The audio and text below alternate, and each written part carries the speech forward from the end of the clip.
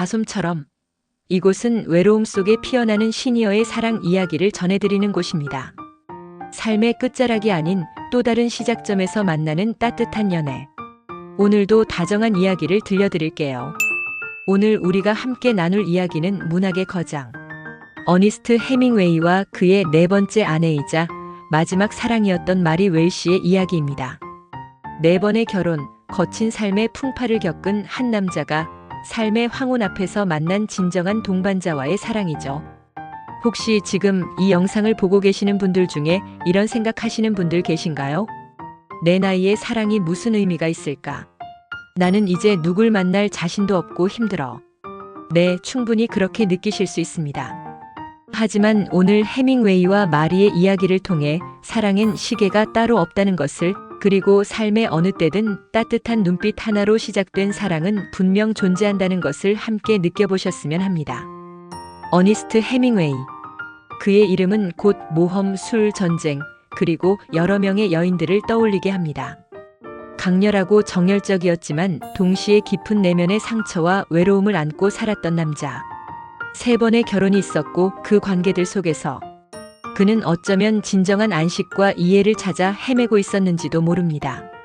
마치 거친 바다를 항해하는 배처럼 말이죠.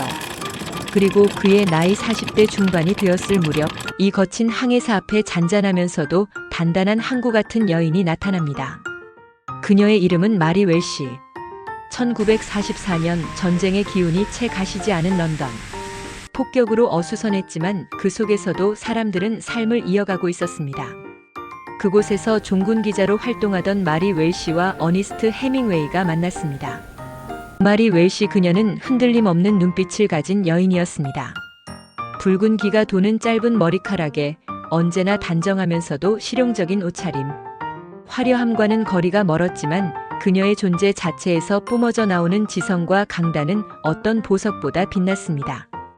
그녀의 직업, 기자의 날카로움 속에는 인간적인 따뜻함이 있었고 세상의 부조리에 분노할 줄 알면서도 약한 이들에게는 한없이 부드러웠죠. 마치 잘 벼려진 칼날 같으면서도 그 칼집은 벨벳처럼 포근한 그런 사람이었습니다. 웃을 때는 눈가에 잔잔한 물결이 일었고 진지하게 이야기할 때는 어떤 폭풍우 속에서도 길을 잃지 않을 등대처럼 느껴졌습니다. 해밍웨이는 그녀를 처음 본 순간 어쩌면 무의식 중에 깨달았을지도 모릅니다. 아, 드디어 내가 찾던 사람이구나. 두 사람은 런던의 한 레스토랑에서 처음 만났습니다. 해밍웨이는 여느 때처럼 활기차고 거침없었지만 마리 앞에서는 어딘가 모르게 조심스러워 보였습니다. 그는 여러 사람들과 어울려 앉아 있었지만 그의 시선은 자꾸만 마리에게 향했죠. 마치 자석에 이끌리듯. 당신 참 멋진 여자군. 감사해요, 해밍웨이 씨. 당신도 소문대로 강렬하시네요. 강렬함보단 어쩌면 외로움일지도 모르지. 많은 것을 가졌지만 정작 중요한 것을 놓치고 산 것 같소. 당신은 달라 보여. 저는 그저 제 일을 할 뿐이에요. 그리고 눈앞의 진실을 외면하지 않으려 노력하죠. 당신의 글처럼요. 내 글을 읽었군. 마음에 들었소? 솔직히 어떤 부분은 좀 거칠다고 생각했어요. 하지만 그 진심은 느껴졌죠. 진심이라 그래, 진심. 내가 지금 당신에게 느끼는 것처럼 말이오. 그들의 첫 만남은 이렇게 솔직함과 약간의 긴장감 속에서 시작되었습니다. 해밍웨이는 이 강인하고도 따뜻한 여인에게 순식간에 매료되었죠. 그는 이전의 관계들에서 느끼지 못했던 편안함과 깊은 교감을 마리에게서 느꼈습니다. 마리 역시 해밍웨이의 명성 뒤에 감춰진 인간적인 고뇌와 상처를 보았고 그의 예술가적 영혼에 이끌렸습니다. 혹시 지금 새로운 만남 앞에서 망설이고 있나요? 과거의 실패 때문에 혹은 나의 부족함 때문에 지레 포기하려 하나요? 기억하세요. 중요한 건 그 사람의 마음을 들여다보려는 진심이에요. 전쟁이 끝난 후 해밍웨이와 마리는 쿠바의 핀카 비히아에 보금자리를 마련합니다. 이곳은 그들의 사랑이 가장 아름답게 꽃피운 공간이었습니다. 넓은 정원에 둘러싸인 스페인식 저택. 망고나무와 아보카도 나무가 그늘을 드리우고 수많은 고양이들이 자유롭게 오가는 곳. 해밍웨이는 이곳에서 글을 쓰고 낚시를 가고 친구들과 어울렸습니다. 그리고 그 모든 순간에 마리가 함께했습니다. 마리는 해밍웨이의 마지막 동반자이자 그의 삶에 안정과 질서를 가져다 준 사람이었습니다. 그의 복잡한 성격과 방탕한 생활 속에서도 마리는 흔들리지 않고 그의 곁을 지켰습니다. 마치 거친 파도가 몰아쳐도 굳건히 서 있는 등대처럼 말이죠. 아침이면 마리는 해밍웨이를 위해 신선한 쿠바 커피를 내렸습니다.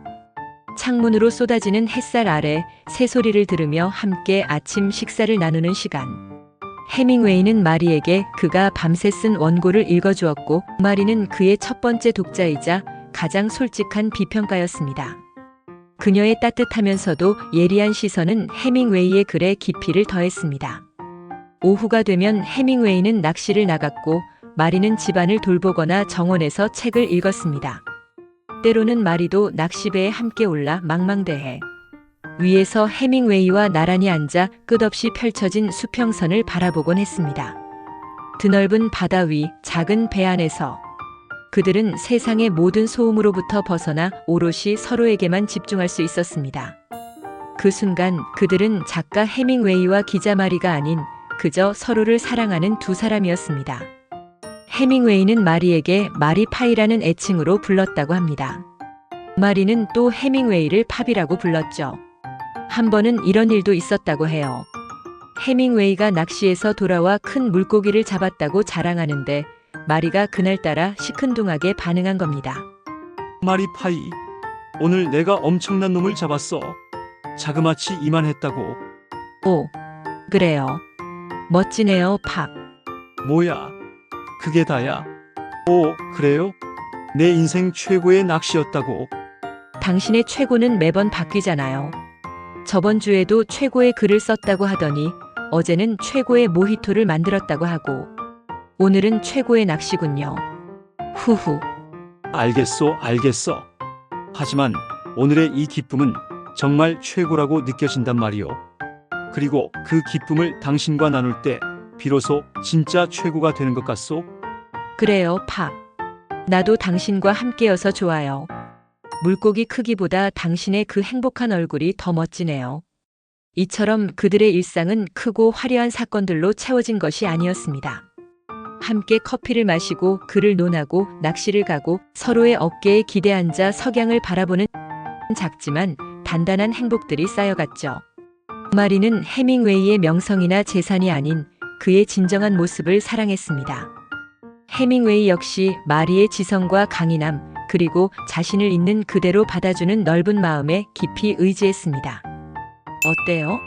이들의 이야기에서 어떤 푸근함이 느껴지시나요? 우리는 가끔 사랑에 너무 많은 조건을 달곤 합니다. 나이, 시기, 주변의 시선, 하지만 마리와 해밍웨이는 보여주었습니다. 진정한 연결은 조건이 아닌 서로를 향한 의지와 진심에서 시작된다는 것을요. 해밍웨이와 마리의 사랑은 그저 아름다운 소설 속 이야기로 끝나지 않았습니다. 그들은 서로의 삶 속에서 가장 깊은 곳까지를 공유하는 동반자가 되었습니다.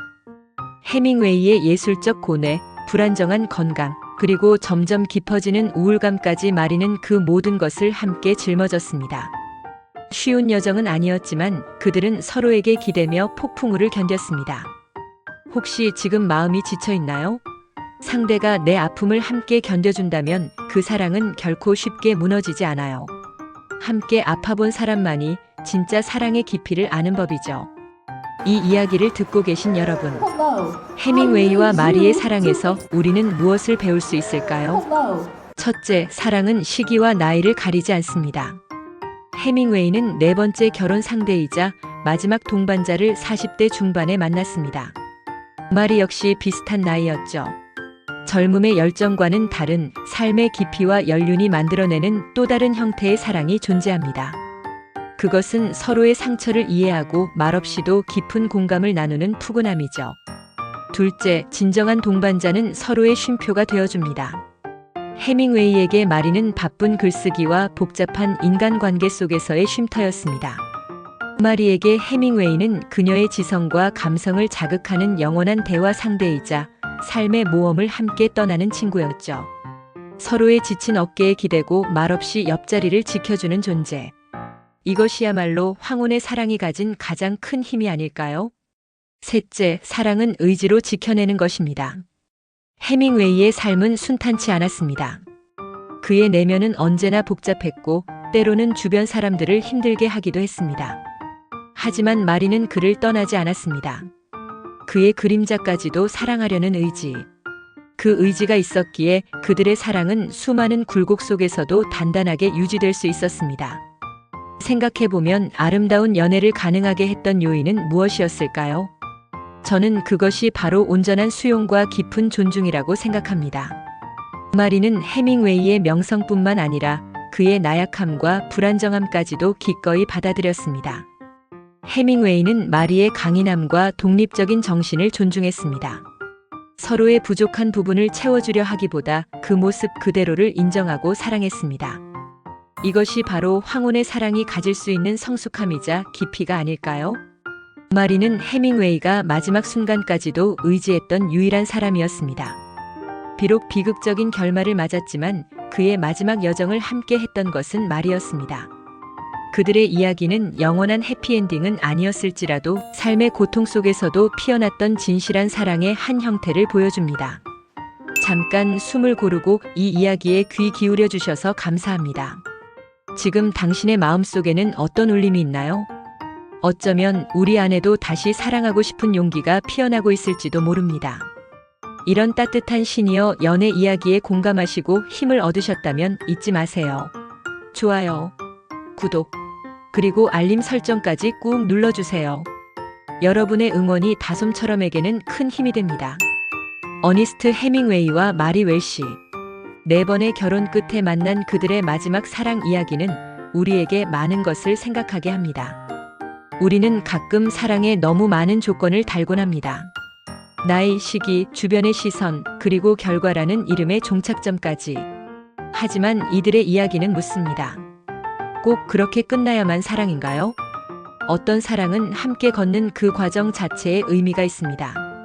어떤 사랑은 서로의 가장 나약한 순간을 지켜주는 힘에서 깊어집니다. 어떤 사랑은 화려함 대신 소소한 일상 속에서 더 단단해지죠.